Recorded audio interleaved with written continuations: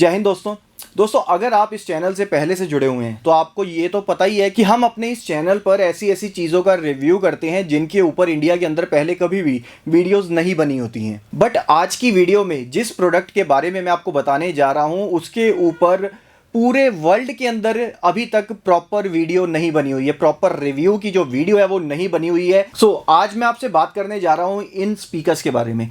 इनकी कुछ ऐसी ऐसी खासियतें हैं जो कि मैं आपके साथ में इस वीडियो के अंदर शेयर करूंगा। देखिए, काफ़ी कॉस्टली स्पीकर्स हैं, इसलिए मुझे भी पता है कि हर बंदा इसे अफोर्ड नहीं कर सकता, और ना ही मैं इस वीडियो को इस पर्पस से बना रहा हूं कि इनको मैंने बेचना है, बिकॉज इन्हें मैंने खुद के लिए मंगवाया है। और मैं आपको ये भी बता देता हूं कि पिछले तकरीबन 3 या 4 सालों से मैं इन स्पीकर्स को सर्च कर रहा हूं, बट ये मुझे नहीं मिल रहे थे। बट लकीली मुझे ये मिल गए और मैंने आंखें बंद करके इनको ले लिया। सो आज आपको मैं इन्हीं की पूरी डिटेल बताने जा रहा हूँ, इसका डेमो भी मैं आपको दूंगा, और इन स्पीकर्स में जो खासियतें हैं, जो बातें हैं जो इनको दूसरे स्पीकर से अलग करती हैं, वो सभी डिटेल आपके साथ में शेयर करूंगा। तो चलिए वीडियो को स्टार्ट करेंगे। नमस्कार दोस्तों, मेरा नाम है अमित और आप देख रहे हैं audio Guruji, and audio Guruji channel पर आप सभी का बहुत बहुत स्वागत है। सो फ्रेंड्स, ये हैं एंथनी गालो के nucleus reference 3.1 floor standing speakers.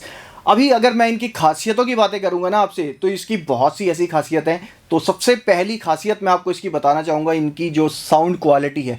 मैंने अपनी लाइफ के अंदर बहुत स्पीकर यूज़ किए हैं, बहुत ज़्यादा कॉस्टली स्पीकर, ये लगा लीजिए कुछ स्पीकर मैंने जो यूज़ किए हैं उनके नए का अगर हम प्राइस देखते हैं तो 20 लैक्स 20 लाख के स्पीकर्स भी हैं जिनको मैंने टेस्ट किया हुआ है। बट इन स्पीकर्स जैसी आवाज़ मैंने अभी तक किसी स्पीकर में नहीं सुनी है, मतलब कि इतनी ज़बरदस्त मुझे इनकी आवाज़ लगी है। और जैसा कि मैंने आपको बताया कि मैं इन स्पीकर्स को 4-5 सालों से सर्च कर रहा था, बट ये मुझे मिल नहीं रहे थे। और मज़े की बात आपको एक और बताऊं तो मैंने इन्हें कभी सुना ही नहीं था, सिर्फ मैंने इन्हें इंटरनेट पर देखा था और तब से मैं इन्हें ढूंढने लग गया था कि भैया ये स्पीकर मुझे चाहिए। और ये चलने में कैसे हैं, कैसी आवाज़ देंगे, इसके बारे में मुझे कुछ नहीं पता था। बट मैंने एक ब्लाइंड कहते हैं जैसे कि ब्लाइंड खेला और इन्हें मंगवा लिया, और वो ब्लाइंड मेरी सक्सेसफुल रही। इनकी जो आवाज़ की क्वालिटी है वो सच में अल्टीमेट है भाई। सो कुछ खासियतें पहले मैं आपको इसकी और बताता हूँ। देखिए, नॉर्मली जो हम सुनते आ रहे हैं कि जो स्पीकर्स हम डिज़ाइन करते हैं या स्पीकर्स बनाते हैं, तो जो वुडन है वो सबसे ज़्यादा अच्छा माना जाता है एक स्पीकर के इंक्लोजर को बनाने के लिए। कहा जाता है कि वुडन के अंदर जो आवाज़ निकलती है ना, वो किसी और मटेरियल की कैबिनेट के अंदर में नहीं निकलती है। और हम भी इस चीज़ को फॉलो करते आ रहे हैं, मैं भी ये मानता हूँ। मगर ये जो ब्रांड है ना, ये कहता है कि ना ये गलत है, ऐसा नहीं है। एंथनी गालो अपने हर एक स्पीकर को, अपने हर एक सबवूफर को मेटल के अंदर बनाता है, ये लकड़ी का यूज़ नहीं करते हैं। यहाँ आप देख सकते हो कि ये जो पीछे पॉल दिया गया है, ये पूरा जो है ये आयरन का बना हुआ है, ये लोहे का बना हुआ है। एंड ये जो स्पीकर को इंक्लोजर हैं, जो स्पीकर जिसमें कसे हुए हैं, ये सभी स्टेनलेस स्टील के बने हुए हैं। लकड़ी का यूज़ इसमें कहीं पर नहीं है। इवन इसके नीचे के आप ये फ्लोर देखोगे तो ये भी मेटल का दिया हुआ है, इसमें भी आपको लकड़ी का यूज़ नहीं मिलता है। और मेटल के अंदर ऐसी ज़बरदस्त आवाज़ ये निकालता है कि आप लकड़ी को भी भूल जाओगे कि भैया लकड़ी जो है वो बहुत अच्छा सोर्स है एक आवाज़ को बनाने का। और दूसरी चीज़ जो इन स्पीकर्स को बाकी के स्पीकर से अलग करती है वो है क्रॉसओवर। मोस्टली हम जानते हैं कि अगर स्पीकर्स में क्रॉसओवर नहीं लगा हुआ होता है, उसमें जो फ्रिक्वेंसीज को डिवाइड करना होता है ना, वो नहीं हो पाता, तो आवाज़ अच्छे से नहीं बन पाती है। बट ये जो ब्रांड है ये कहता है नहीं, ऐसा नहीं होता है। इन्होंने अपने स्पीकर्स के अंदर कोई भी क्रॉसओवर यूज़ नहीं किया, इसमें कोई क्रॉसओवर यूज़ नहीं किया गया है। किस हिसाब से फ्रीक्वेंसीज को ये डाइवर्ट कर रहा है, बना रहा है, तो वो मैं आपको अभी आगे चल के बताऊंगा। सो चलिए थोड़ी सी पहले बात करते हैं इनकी स्पेसिफिकेशन के बारे में। सो आप यहाँ देख सकते हैं 3-वे डिज़ाइन के अंदर इन्हें बनाया गया है। टोटल 4 ड्राइवर यहाँ पर यूज़ किए गए हैं। 2 हमें 4-4 इंच की मिड रेंज मिलती हैं, एंड जो मिड रेंज है वो कार्बन फाइबर में बनाई गई हैं। और जो कार्बन फाइबर के कोन है ना, वो वर्ल्ड में सबसे ज़्यादा अच्छे माने जाते हैं। जो आवाज़ कार्बन फाइबर के कोन्स में निकलती है ना, वो किसी भी और कोन में नहीं मिलती। तो इसके अंदर हमें कार्बन फाइबर की मिड रेंज मिल जाती है 4-4 इंचेस की 2।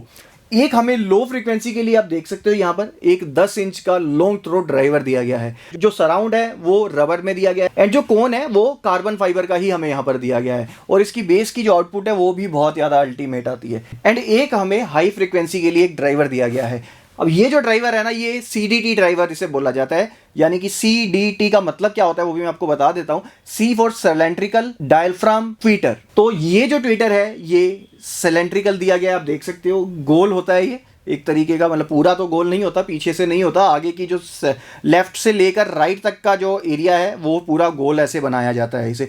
इसकी जो क्वालिटी है वो भी अल्टीमेट आती है भाई। और यहीं अगर हम बात करते हैं इसके फ्रीक्वेंसी रिस्पॉन्स की, तो 34 हर्ट्ज से लेकर 35 किलो हर्ट्ज तक आपको इसमें फ्रीक्वेंसी रिस्पॉन्स मिलता है। बट इसमें डबल फ्रीक्वेंसी रिस्पॉन्स है। एक तो आपको मैंने बता दिया भैया कि 34 हर्ट्ज तक ये डाउन जाते हैं, बट इन्हें आप 22 हर्ट्ज तक भी डाउन लेके जा सकते हो। अब ये जो बात है ना, ये थोड़ी सी आपको कंफ्यूजिंग लग रही होगी कि ये क्या मतलब हुआ भैया, जब 34 हर्ट्ज तक डाउन जाते हैं तो 22 हर्ट्ज तक इसको कैसे लेके जाया जा सकता है। सो ये जो चीज़ है वो मैं आपको आगे चल के बताऊंगा। सो स्पेसिफिकेशन की बात हम कर रहे थे तो पहले वहीं आ जाते हैं। तो 8 ohms के स्पीकर हैं, सो आप किसी भी एम्पलीफायर पर इसको चला सकते हो। एंड 1 वाट पर 88 dB की सेंसिटिविटी आपको मिलती है 1 मीटर की दूरी से। एंड 350 वॉट RMS की आपको पावर हैंडलिंग इसमें मिल जाती है। अभी जिस एम्पलीफायर से मैं इसको चला रहा हूँ वो 200 वॉट्स की आउटपुट देता है, बट वो 200 वॉट्स क्लास ए के अंदर है। क्रेल का मैं एम्पलीफायर यूज़ करता हूँ इनके ऊपर। सो उसमें जो वॉटेज है वो प्योर क्लास ए के अंदर 200 वॉट्स पर चैनल निकलती है। बट बाकी ये जो स्पीकर्स हैं ये 350 वॉट्स तक की पावर को झेल सकते हैं। तो चलो अभी आपको बाकी की जो बातें हैं वो बताता हूँ मैं। जैसा कि मैंने आपको बताया था पहले कि इसमें क्रॉसओवर का यूज़ नहीं किया जाता है।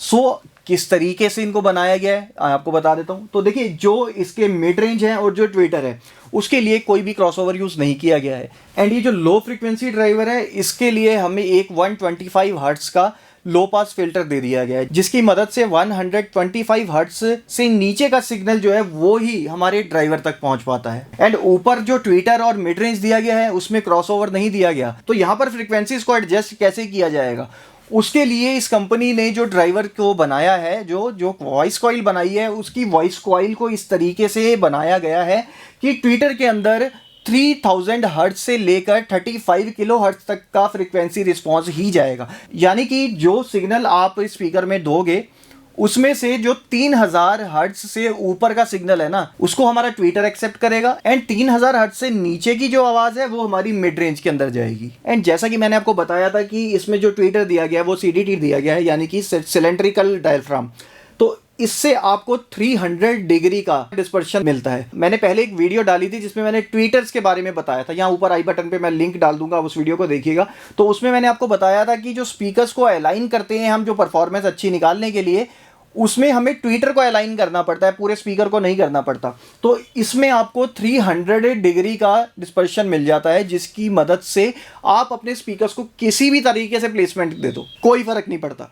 आप चाहे यहाँ बैठे हो चाहे वहाँ बैठे हो, इवन आप चाहे स्पीकर के साइड पर भी खड़े हो, तब भी जो आवाज़ है आपको प्रॉपरली सुनाई देती है। एंड इसका जो ट्विटर है वो इतना डिटेल्ड है कि बहुत सारी ऐसी ऐसी आवाज़ें आपको इसमें सुनाई देंगी कि जो आपने पहले अपने म्यूज़िक सिस्टम में उसी गाने पर नहीं सुनी होंगी। मतलब काफ़ी ज़बरदस्त डिटेल आपको इसके अंदर मिलती है, मिड में भी और हाइज में भी। तो चलिए, क्रॉसओवर नहीं है उसके बारे में तो हमने बात कर ली है।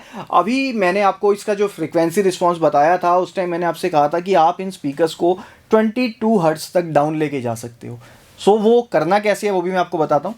आप इनकी बैक साइड पे देखोगे तो ये जो बाइंडिंग पोस्ट हमें दिए गए हैं, ये बाइंडिंग पोस्ट हमें टोटल 4 दिए गए हैं, बट ये बाय वायरिंग या बाय एम्पिंग के लिए नहीं दिए गए हैं। ऊपर वाले जो कनेक्टर हैं वो पूरे स्पीकर्स को पावर देते हैं, यानी कि जो सिग्नल आप दे रहे हैं वो पूरे स्पीकर्स में जाता है।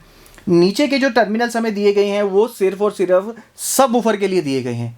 अभी आपके माइंड में अगर ये आएगा कि भाई अगर हम सब वूफर वाले कनेक्टर में सिग्नल नहीं देते तो सब वूफर काम नहीं करेगा, बट ऐसा नहीं है। इसके सब वूफर को बनाया इस तरीके से गया है कि उसमें ड्यूल वॉइस कॉइल का यूज़ किया गया है, और वो दोनों वॉइस कॉइल्स जो हैं वो अलग अलग चलती हैं। जब आप ऊपर वाले टर्मिनल्स पे सिग्नल देते हो तो ये जो लो फ्रीक्वेंसी वाला ड्राइवर है उसकी एक वॉइस कॉइल काम करती है जो कि 34 हर्ट्ज तक डाउन जाती है।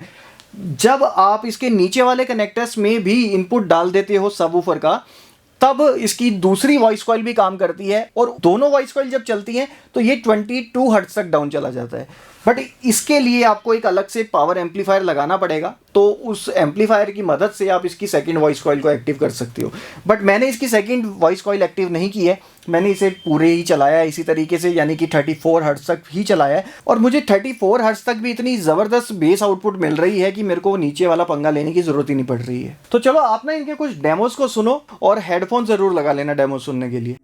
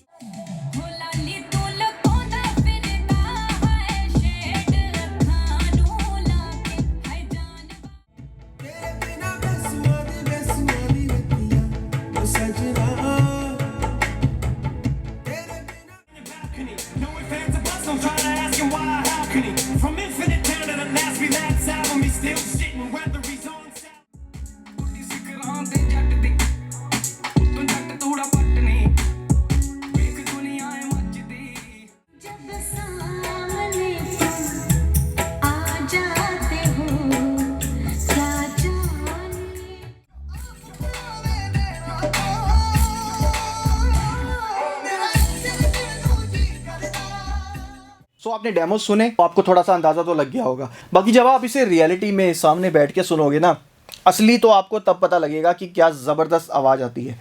इस स्पीकर्स का डेमो मैंने बहुत से लोगों को दिया है, जो भी मेरे पास आती हैं, तो हर बंदा कहता ही है कि यार इसको भी चला के दिखाओ।